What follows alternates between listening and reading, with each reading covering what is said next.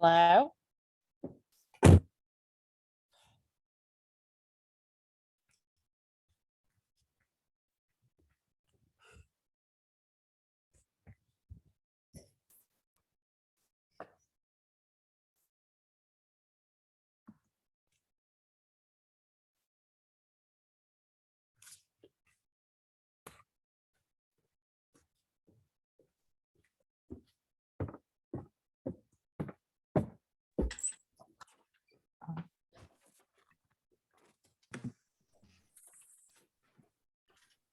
Do we know where Dad is?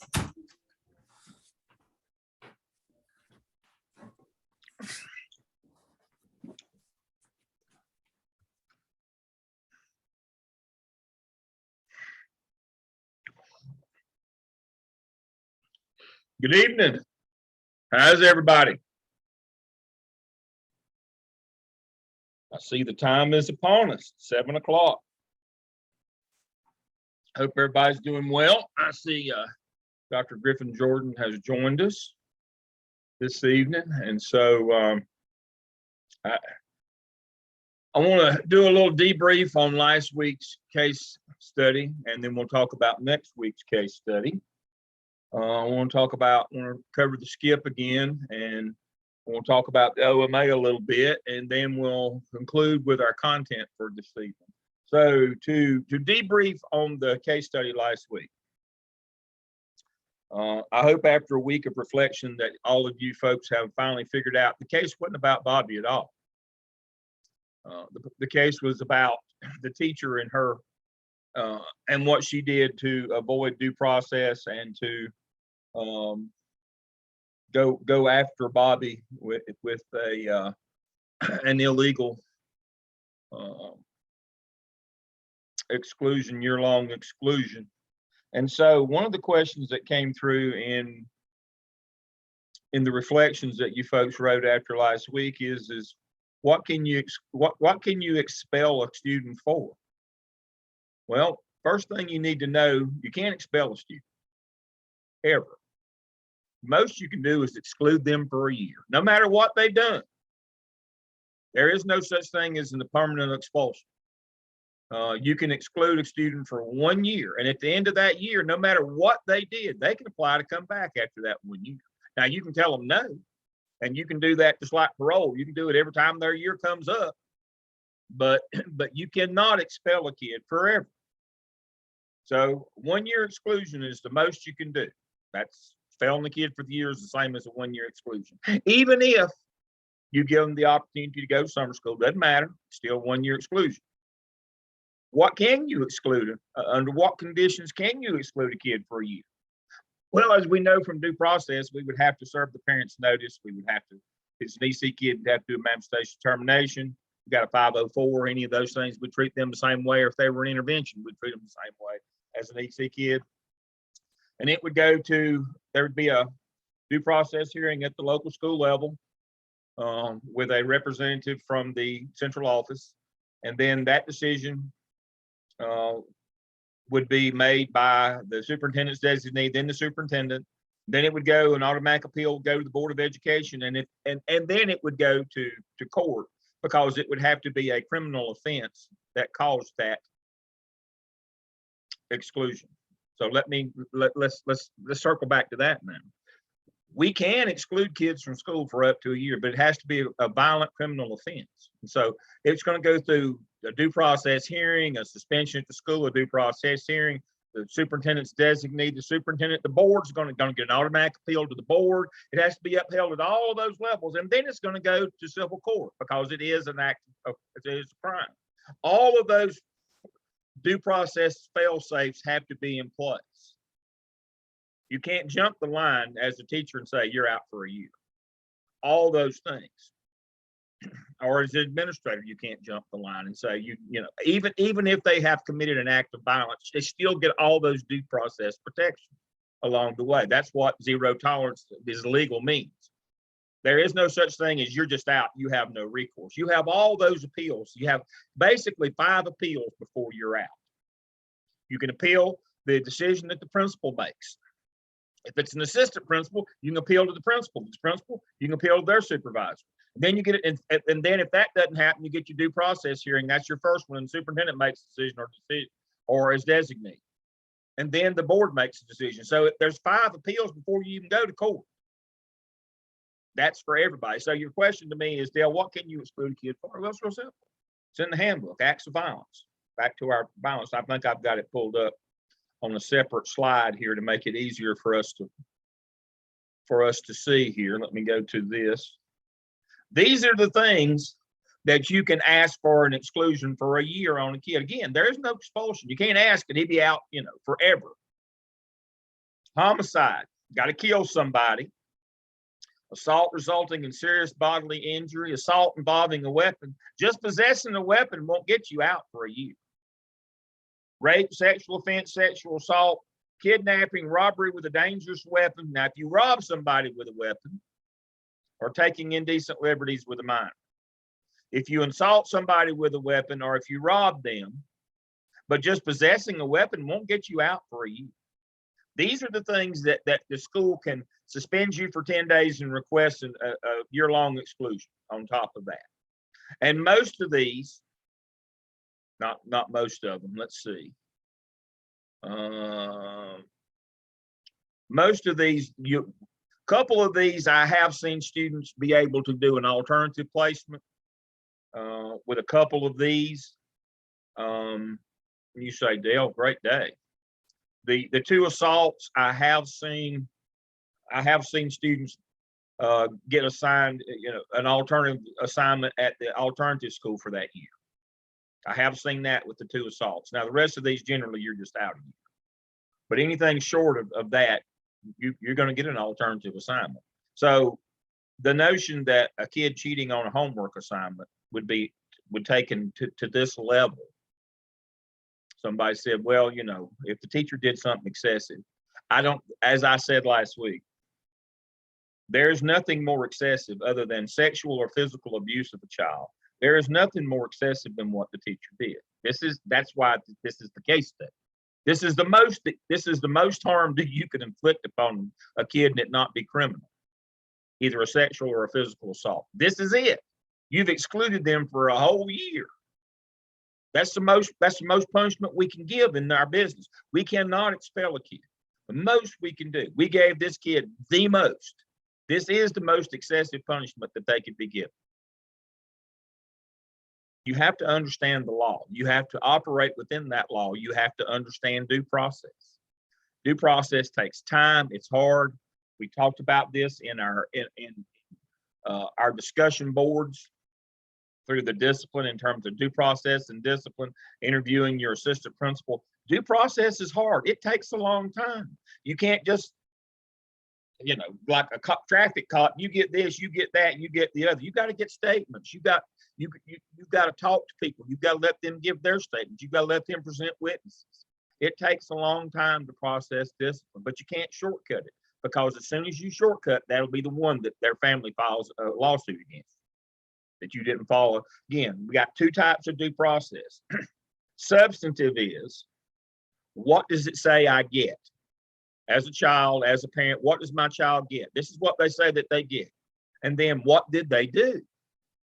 It doesn't matter that the handbook says you get these, and these due process rights. And then they just said, they'll go, again, they caught me and Dr. Griffin Jordan smoking in the back. They sent her back to class and they shot me.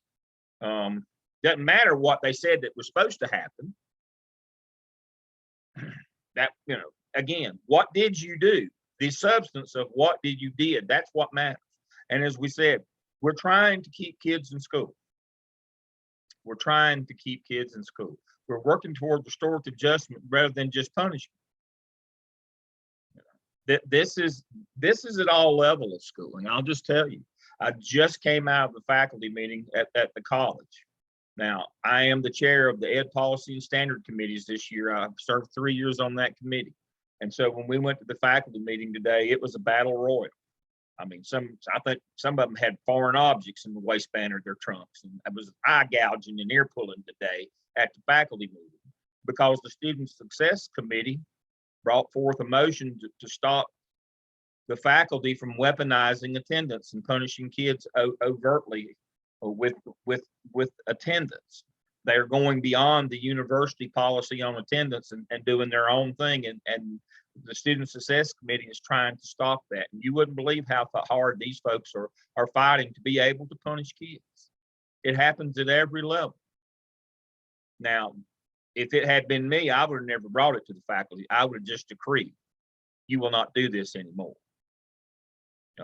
You will not do these kinds of things. Now, y'all probably don't know this, but we've got 31 folks working in Mels. I have decreed to them, you will not do this. But the undergraduate faculty, I don't know why they pamper them so much. But then one fellow got up and said, well, we all extend grace, because I'd said, I don't know why we were doing this, and I'm just a chair. And so I had the person there from the success committee, and she said, if everybody extended grace, we wouldn't be. She called him out. Now, he might have whipped her, but I was between him and her, so it wasn't going to happen today. But she called him out and said, we wouldn't have to try to pass this policy if y'all weren't abusing these students already. We're not just doing this because we didn't have anything else to do. You are abusing these students. You are using attendance as a punishment, as a disciplinary measure. It happens at all levels, folks. The difference is at colleges, students don't have as many due process rights as they do in public schools. And so you don't get the pass that the undergraduate faculty gets at colleges, where they can just kind of operate with impunity until they get sued. And then, of course, then it'll be a different story.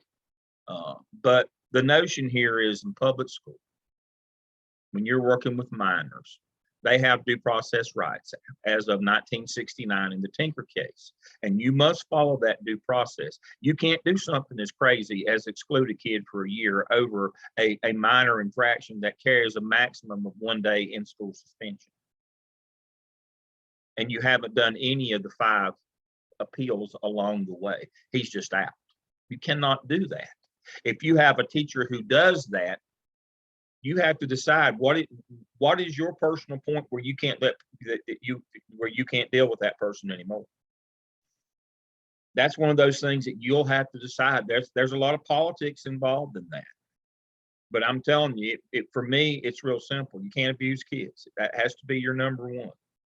That has to be your number one. If it's not, this is not the business for you. If you can't come to the accommodation that I'm not going to let kids be abused. I don't care if it makes teachers mad. I don't care if it makes them happy, sad, or glad. I have to be a champion for kids. That's what I do here. And if you don't want to be a champion for kids, that's okay. Then you need to get into curriculum and work with teachers. That's fine too. But if you want to be a school administrator, you have got to be a champion for students. All right, I'm off my I'm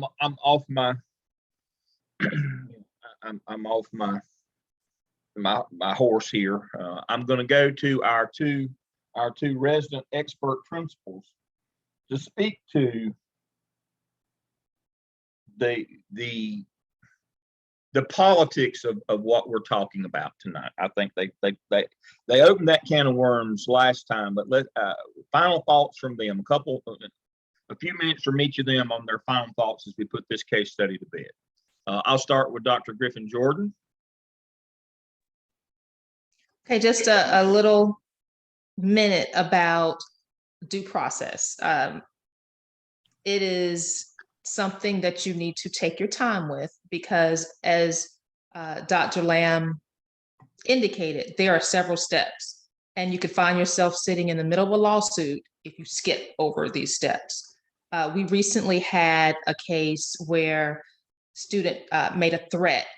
And during this time, the last thing you want to say is, I will shoot up this place.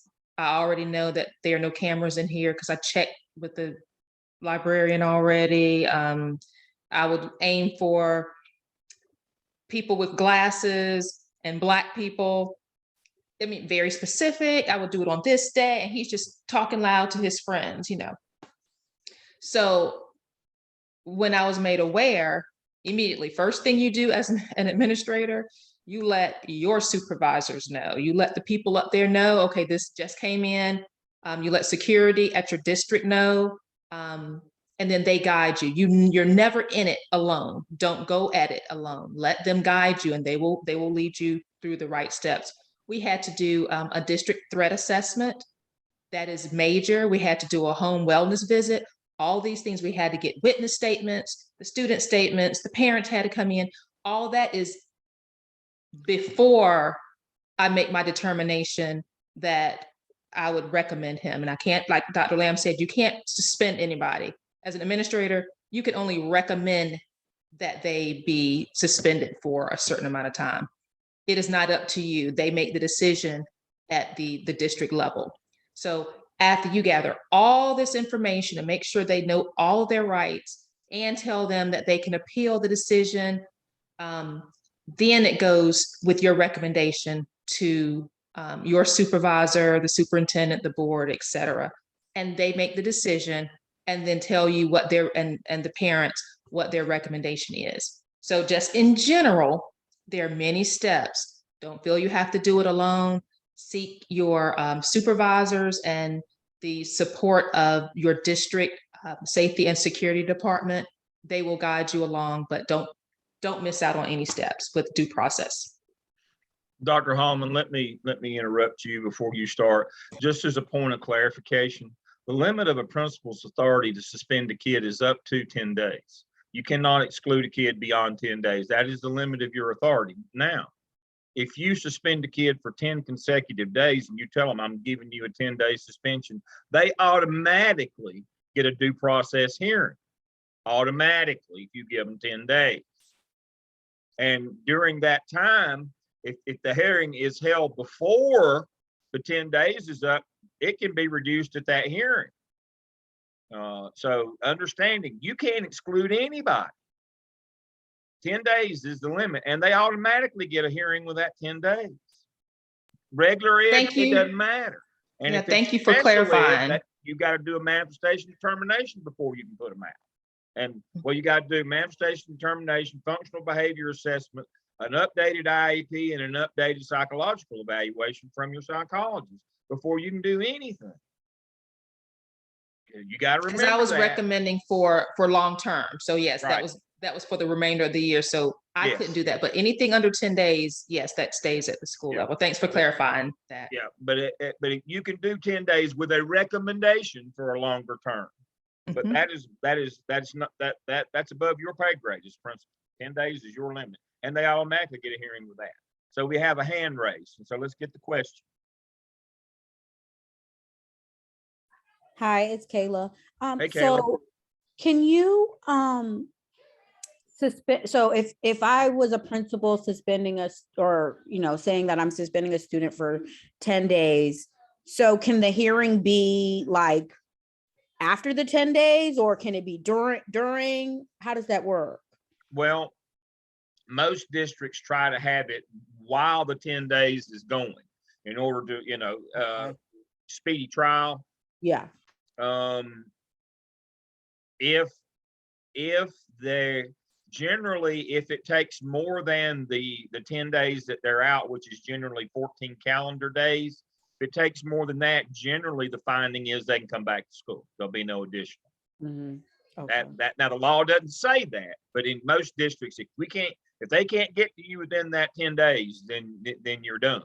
And so that's why everybody's in a time crunch to try to get that paperwork in to get that due process hearing. And especially if it's a manifestation termination for a IEP, a PEP, or a kid in intervention. Now, the kid in intervention is the one that trips you up. Because you got to understand, kids in intervention get the same rights to kids with an IEP, and kids with a PEP that are 504 kids, they get the same rights as well.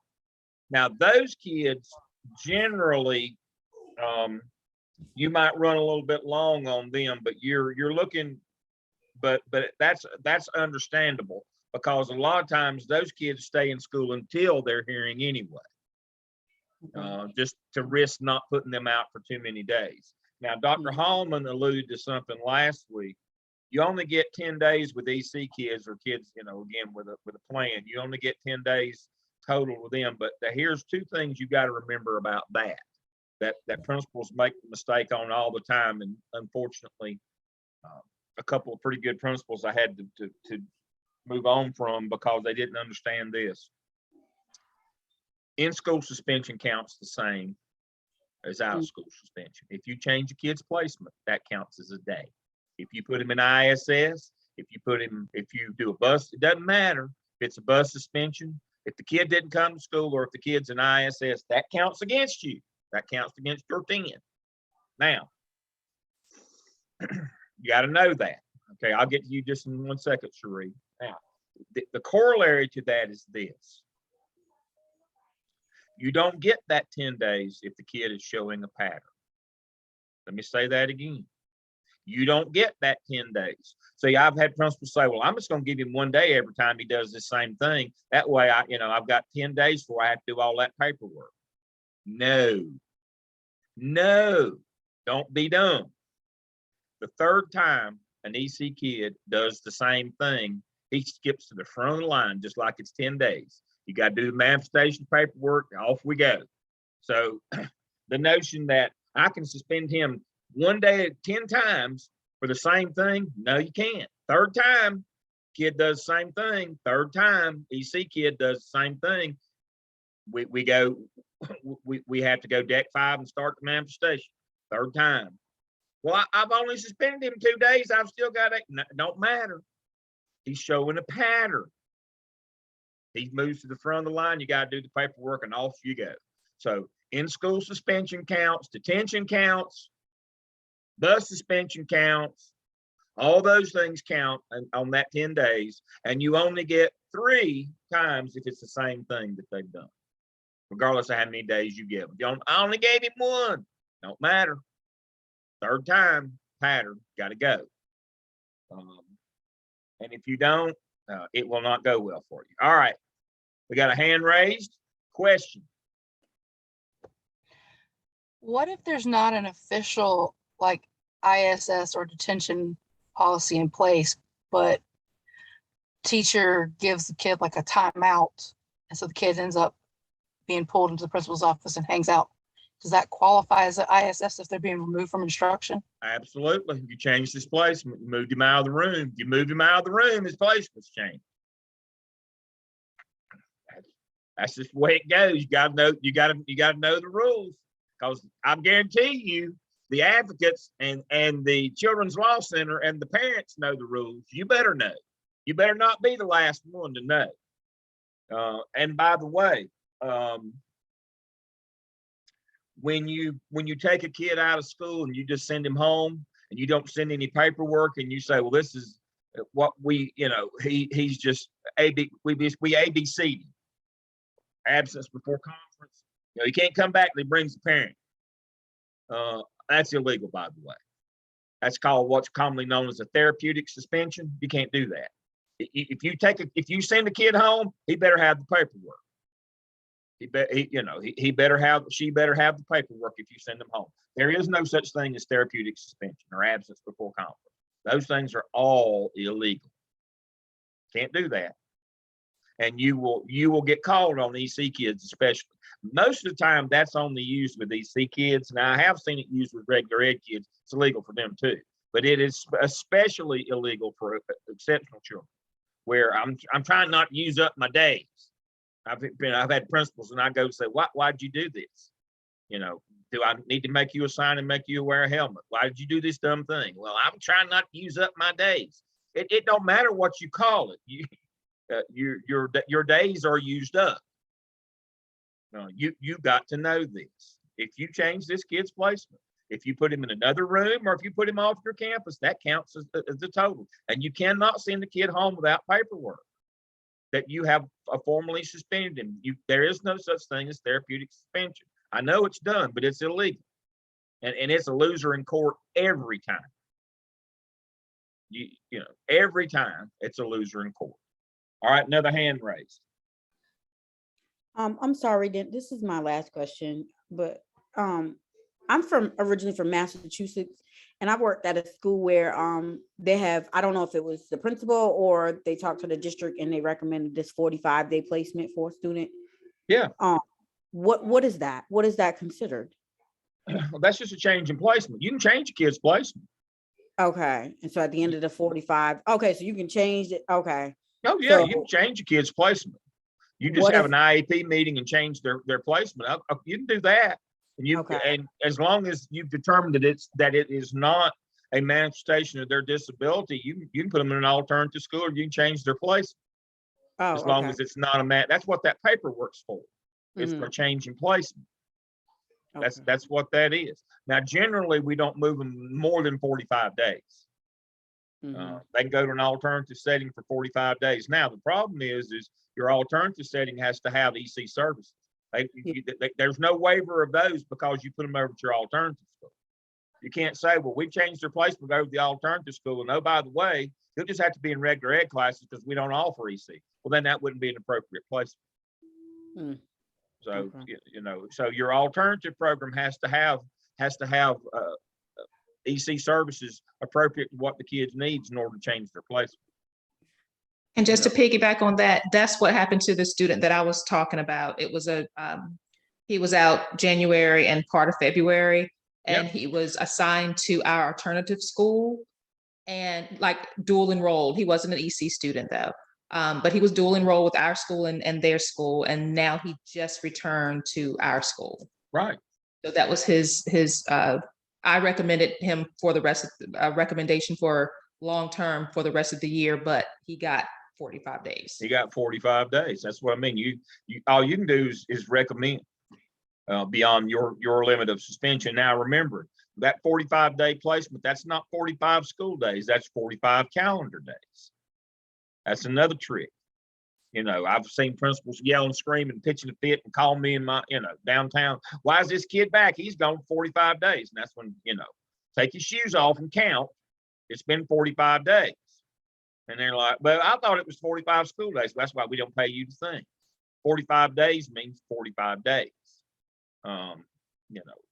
And so, yeah, I love that job, by the way. Every idiot in the country call you, and half of them work for you. That's the problem. Don't be that person. Learn your craft. Know what your job is. Know the law. Don't be the village idiot.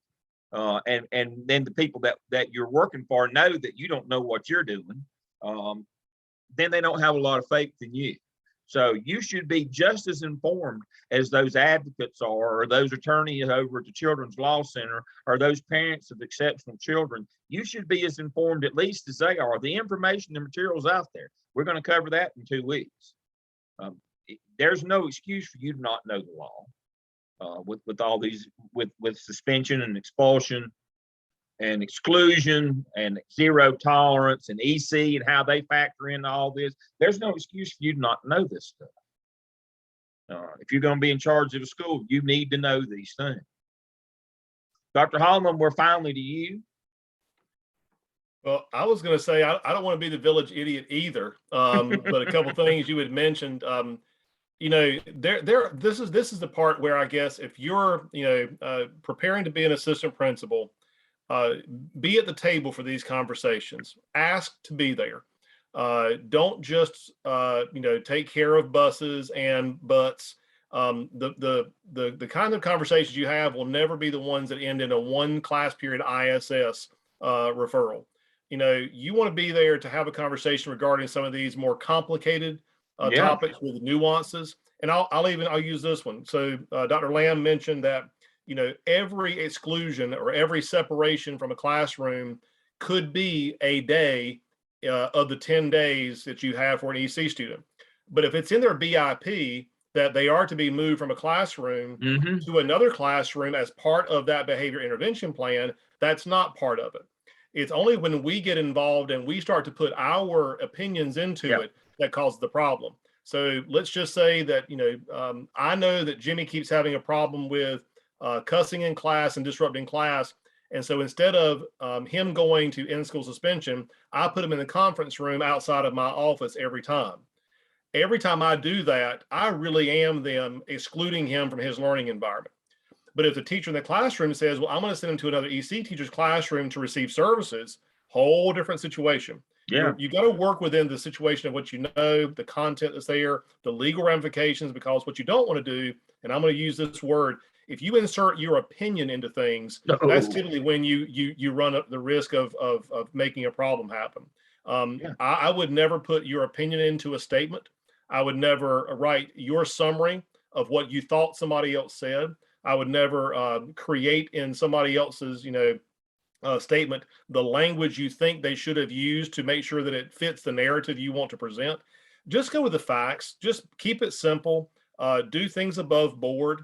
Document thoroughly. Have people available. Always two people in a room if we are taking statements from anybody.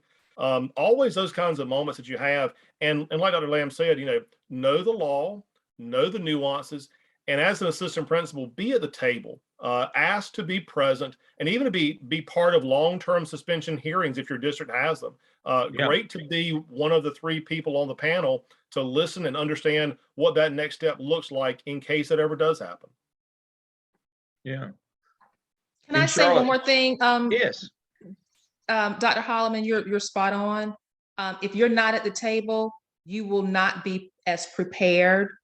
I was fortunate enough to be at the table. I've been a principal. This is my 4th month as a principal. And I feel that I can sit with any principal in my district and carry on an intelligent conversation about anything, because I was mentored, and my principal, when I was an assistant principal, sent me out and she let me sit in.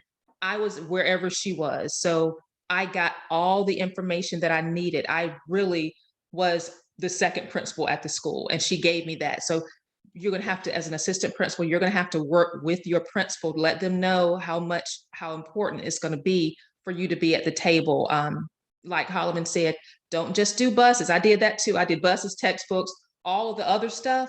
And I found time to sit at the table with her too. Yeah, my nights were long, but the reward is, immeasurable, because I feel competent now that I can lead the school. And I'm gonna piggyback on that very just briefly. You may not get the best placement. You may not be in the best situation for your first AP role. You'll know quickly what your principal feels your job responsibilities are going to be. Some are going to let you have the reins and take care of everything because they're close to retirement or they don't want to do the work.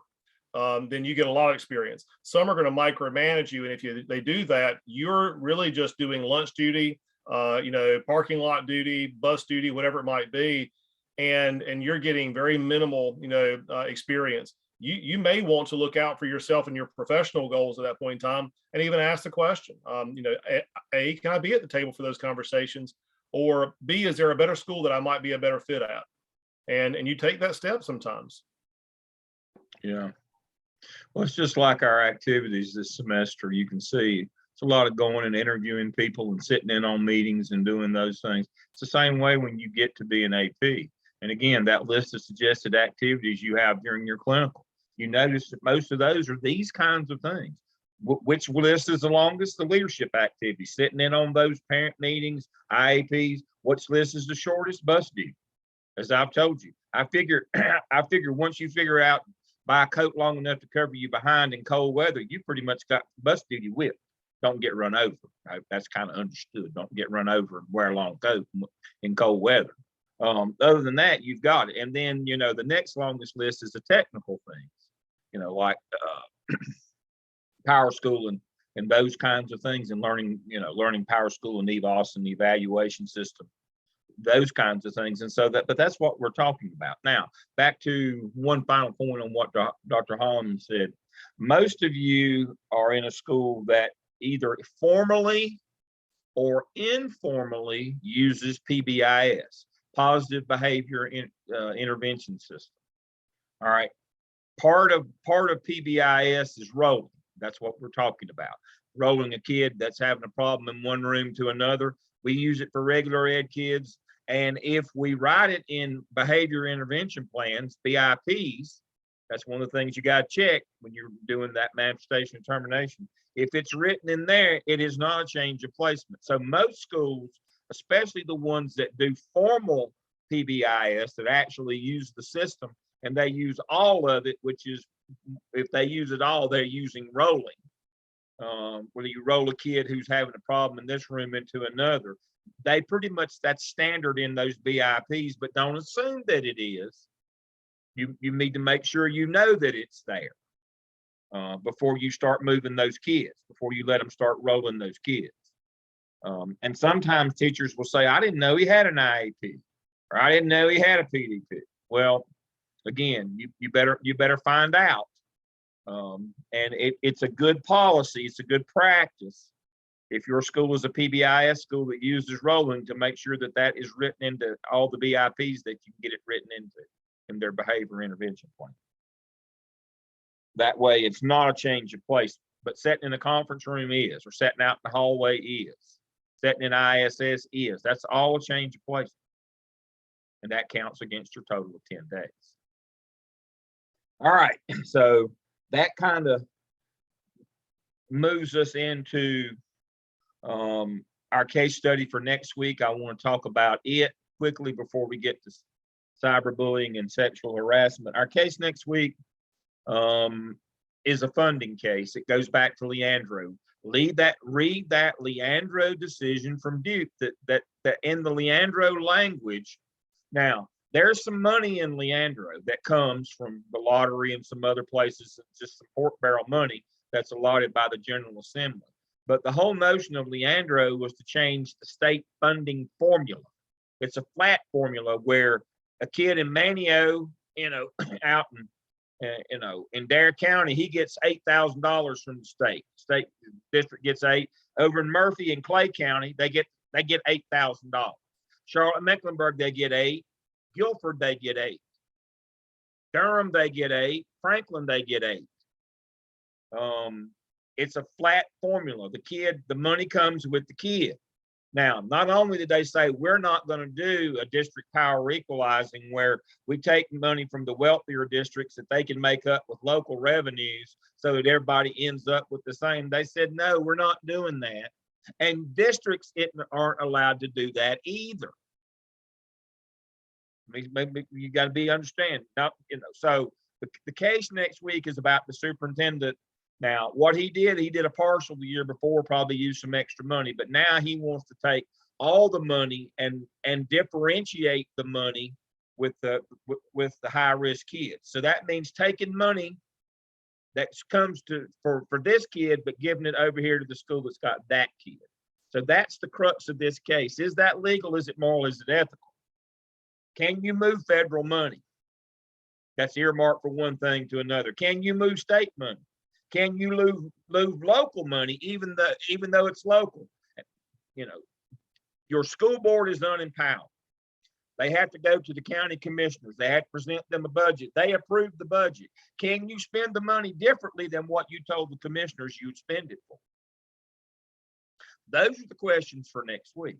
How much leeway do you have as a superintendent or as a principal in moving these budget line items, combining them, moving them? How much do you have?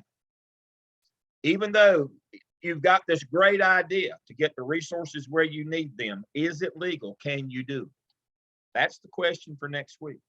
Now, as I said, next week, when we come together, your groups will present again. The group that presented last will present first. They will present all of us. And after that, I'm going to do a breakout room and move 3 groups over to Dr. Griffin Jordan and Dr. Hallman, and they'll hear your case and I'll hear the other 2. That way we should get done in a normal amount of time next week. But those are the issues for next week in the case study. Not, again, is it legal? The question is not, is it moral? Is it ethical? Does it fit within our ethical paradigm? Is it a good thing to do? Is it the right thing to do? The question is, are these legal things to do? Can you do this? That's the notion for next week. And then I'll tell you the story about Chapel Hill Carrboro next week when we do that. All right.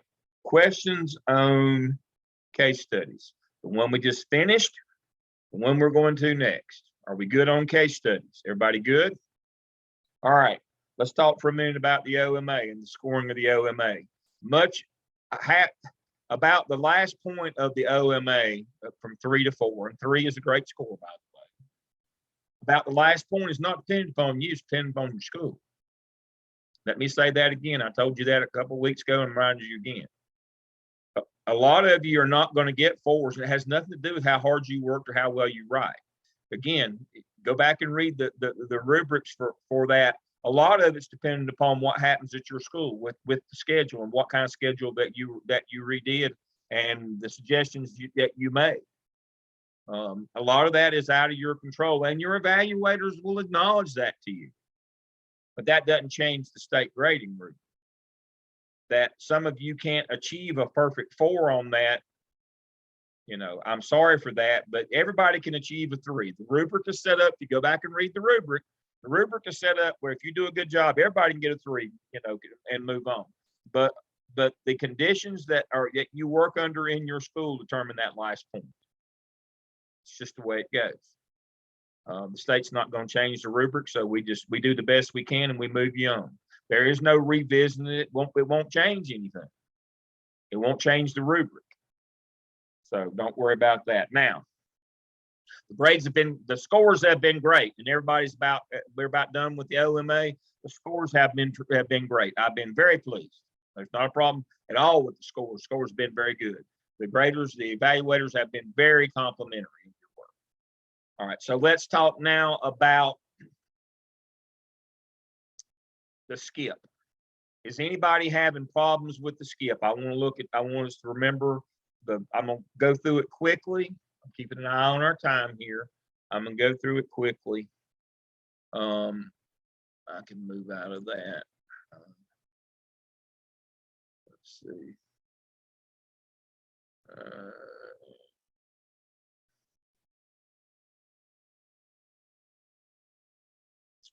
Please remember that we are doing a needs assessment, determine gaps in communication. That's the biggie. We're not looking at other things. We look at, there is a survey in South Carolina. There is a parent survey. It's referred to on your report card, the South Carolina State report card. North Carolina's teacher working conditions survey. They have a communication and parent sections on those. The one in South Carolina, they do a parent survey, and they give an overall score. If nothing else, if your school won't let you see the actual survey results, and it seems like that maybe they're trying to hold that pretty tight to the vest. The overall score that's publicly reported is enough to say if there's gaps or not. Then you try to find out why. So Sequoia, got a hand raised? Yes, quick question. So when we're looking at like the teacher working conditions survey, I know we aren't doing that until like the spring. So is it okay to look from last year to make? Yeah, that's exactly what you do. Okay. But they only do those every other year. Okay. So you use the most recent one that you have. Don't wait for the one this spring. It won't be out forever. So you use the one from 2020. That's your most relevant data. It's the latest data. Good point. All right, and then you look at the leadership section of your survey. Don't look at teacher leadership, look at school leadership, make some recommendations for improving that. And then you find how much money and people it's going to take to do your goals. Now remember, short-term goals are things that address communication. Long-term are what we want to see as a result of that better communication, like family math night, family reading night, job fair, those kinds of things. Again, a long-term is not just the short-term next year. It's a different goal altogether. Please remember that. I've already seen that a couple of times where we're going to continue to do the social media things for our long-term. No, that's the short-term goal. No matter how long you keep doing social media things to connect with these parents, that's still a short-term. That's not the point. Just talk to people. The point is connect with them so we can do the long-term things like family math night, family reading night, family EOG and family EOC meeting. That's your long-term goal. And then you determine what money and people you're going to need to do them. Put it all together in the graphic your graphic organizer, and then you write your competencies. Now, I had a question that came up today. Okay, I'll get to you in just 1 second. How many competencies do I have to write? Well, I don't know. There's 21. How many did you write for the OMA? If you wrote 12, then you'll do 9. If you wrote 10, you'll do 12. By the time that you finish the OMA and the skip, you should have written all 21. Just that simple. I don't know how else to explain that. That, you know, between the OMA and the skip, you're to address all 21 competencies. If you did 10 last time, you'll do 11 this time. Or if you did 12, you'll do 9. That's how that works. The combination of the two must equal 21. And it can't just be the same ones 2 or 3 times. All 21 must be addressed. And so somebody said, well, I did 12 last time and I did 12 this time. And so I did 24. But yeah, but 3 of them are repeaters. You got to do 21, the 21 competencies. You have to address each one of the 21. And if you did 12 and 12, well, then you just did something extra. But you can't decide, well, I'll do 21 and I'll do the same one, you know, I'll do the same 10 I did the first time or 11. No, it's got to be all 21, regardless of what order you do them in or whatever. All 21 have to be addressed this semester. All right, hands raised, questions. Do you have a set number of short and long-term goals that you recommend, or just we need to address all of the gaps? Goals is plural. That means 2 or more. And so I don't like to see more than 2. 3 max. For each short-term and long-term? No, like, no, short term. We're talking about short term. Oh, Short term, I like to see a couple of things, okay. just in case one doesn't work. Remember, we're trying to figure out better ways to do communication. I like to see a couple of different ideas. Now, long term, it's just one. I want to see, you know, don't get into we're going to do 17 different things now that we've got the parents. They don't want to come every week. You know, you might do like something in the fall and something in the spring. You might do 2, but it's the same activity. But no, one activity. You might run it a couple times, but no, I don't want something every week, month. We're not joining the country club here. We're not going every Wednesday night or every Thursday night or whatever. You can overdo that. You can overdo the activities in school. You know, what are we going for this week? I mean, you want it to be special. You want it to mean something. You want it to have value. I would never suggest doing long-term activities more than one a semester. Okay. And I kind of like the same, you know, I kind of like the same thing spring and fall, or fall and spring. I kind of like the same thing for a year, and then if that worked, sometimes we go to something. You know, if we see that that's working, and we can do something else maybe next year. But I don't want to see something. You know, one of the mistakes school make, or they get so excited about having parent involvement that they think they've got to do something every week, and it loses its impact. It loses its veracity, and parents get tired of you know, it's like working a job. You want to make it special. You want it to be special. But that's a great question. You want it to be special. Next question. All right. So we're to our content this week. And we had light content because we always do when we're catching up like this week. So this week was about cyberbullying and harassment. So let's go to our manual. Share my screen. All right, so let me close that. All right, reporting bullying. This is again from our disciplinary data reporting manual. The School Violence Act defines bullying, and it tells you what bullying is. It may be physical, verbal, social, relationship. And then they also define what cyberbullying is. Now, some of you have pretty good policies in your district. Some of you don't even mention it at all. And this is the statute that it relates back to. I have that one pulled up for you as well. This is what cyberbullying is. And so in the end, what you have to understand, I've had principals say, well, that law was repealed. I don't have to deal with that. No, that's not true. The only part of the initial cyberbullying law that was repealed was the Twitter war. One of the points was that was taken out is if Dr. Hallman and I get into a Twitter battle and we're both engaged in it, and all of a sudden he starts winning, I can't claim that he was bullying me. So that part was taken out. If you are participating in a social media battle through Facebook or Twitter or whatever, you are not being bullied. That's the only thing that was changed. Otherwise, all of these things still exist, and it's about minors, really. It doesn't matter where it occurs. You don't have to prove that they sent the text at school. You don't have to prove that they used the school computer. All those excuses that I hear administrators get when they don't want to deal with it, all of those are all false. If it affects the educational environment, it doesn't matter whose machine it was, where it happened, it does not matter. Let me go back to what our law says here. And it says quite clearly,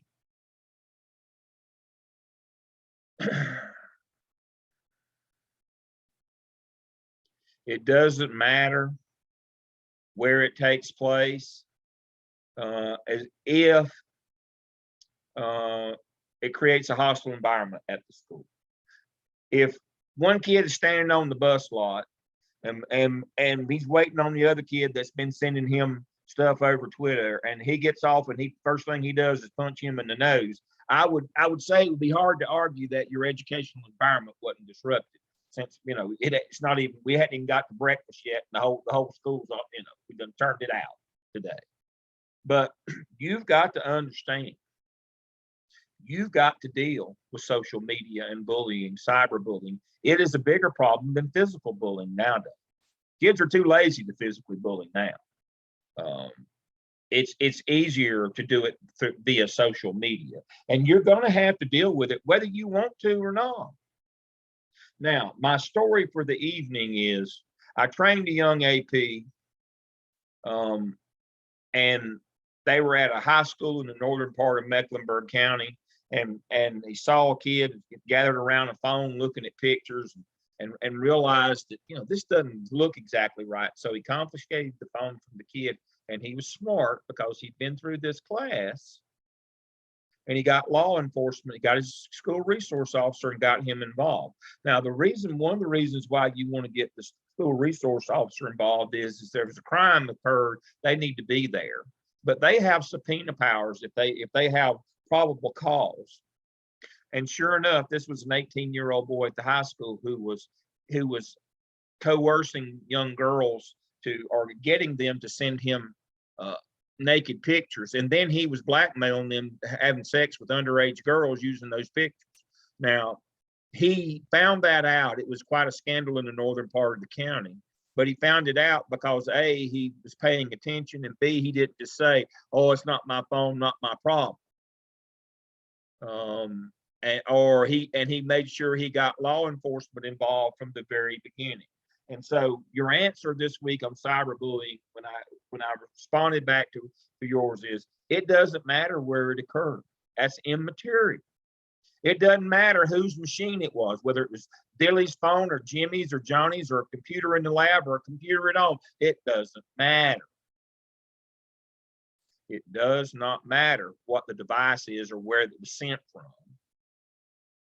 And you better involve law enforcement because they have far better powers of subpoena and reaching, because what may happen is you just kind of let something slide, don't say anything, tell them to quit it, and then it ends up like those parents of those girls who sued the pants off everybody they could when they're 12 and 13-year-old middle school girls finding out this 18-year-old boys have coercing and blackmailing them into having sex. You better believe they sue everybody that they went to the phone book, everybody's name.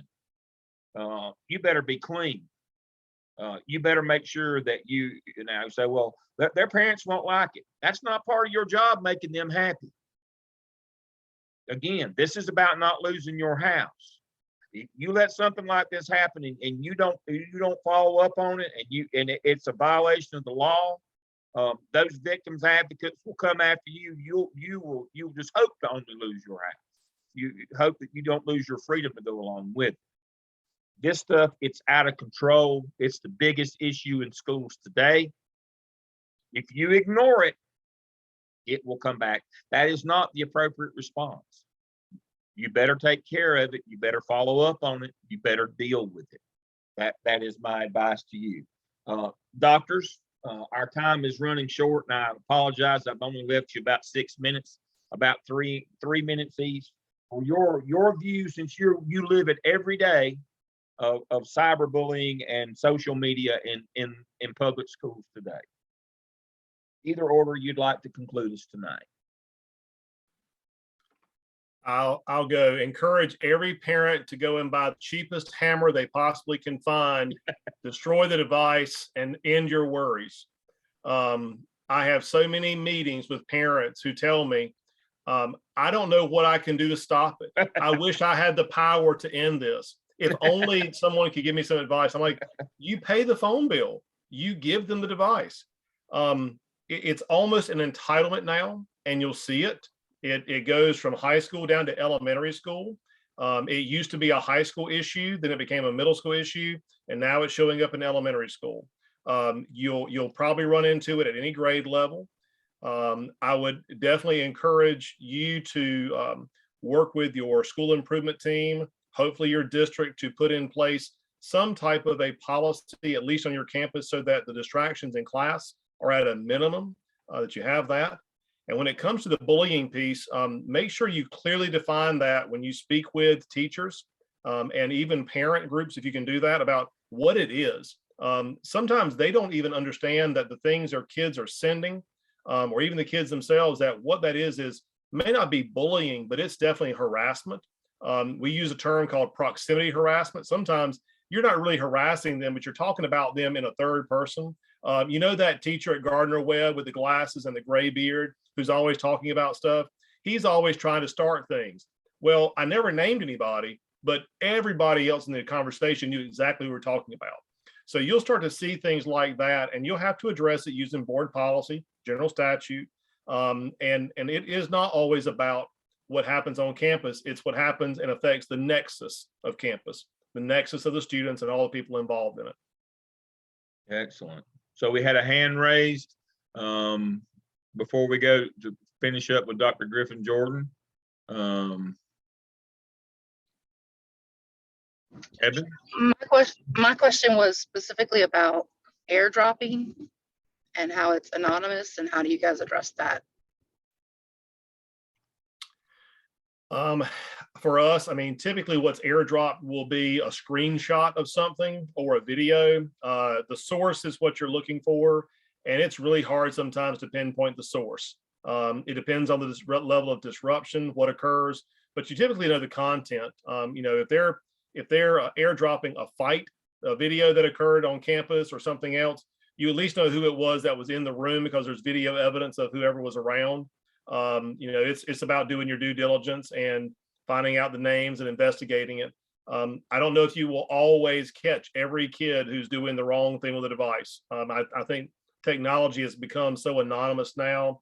Slide dial and other things that are used, they know ways around the things that we're putting in place. So I don't know if we're going to always be one step ahead of them, but we can at least try to stay current. Yeah. And that's why I said law enforcement sometimes has better tools and technology than we do in the school business. That's why you always want to try to, especially if the content is illegal, involve them as much as you can, because sometimes they can help you. Sometimes they have a lot of folks who work with gangs and gang behavior and youth, but they have resources and knowledge that sometimes you don't. And even if it's not about, we're trying to get them punished. It's about, trying to get them involved to help us. Dr. Griffin Jordan, finish this up. All right. As far as cell phones, we have been a one-to-one school for a very long time.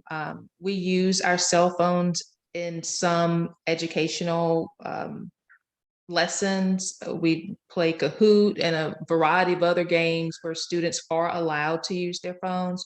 But we also have talked about the policies from day one, parent meetings, parents sign, students sign, so everybody kind of knows the policy. You can use the phone when the teacher permits you to. Otherwise, we have the calculator caddies where you put the calculators in. We have those at the entrance of our classrooms. When the students come in, the phones are to go into the caddies, and everybody has an assigned caddy. That typically works as long as the teacher is a strong has strong classroom management and monitors and makes sure that happens.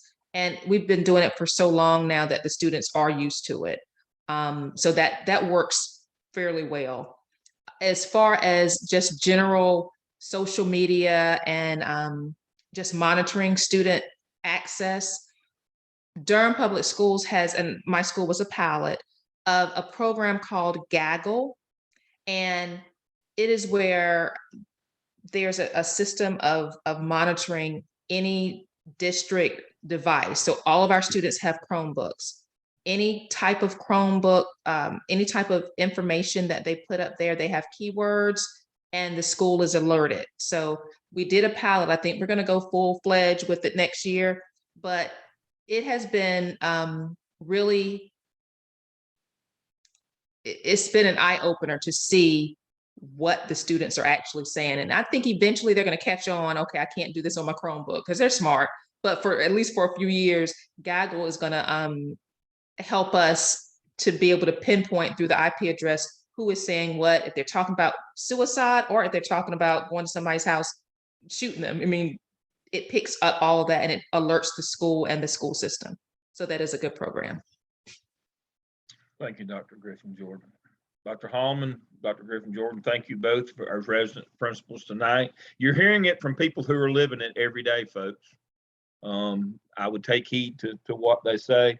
Again, your work has been very good, excellent. I'm very pleased with your work. Keep up with your activities.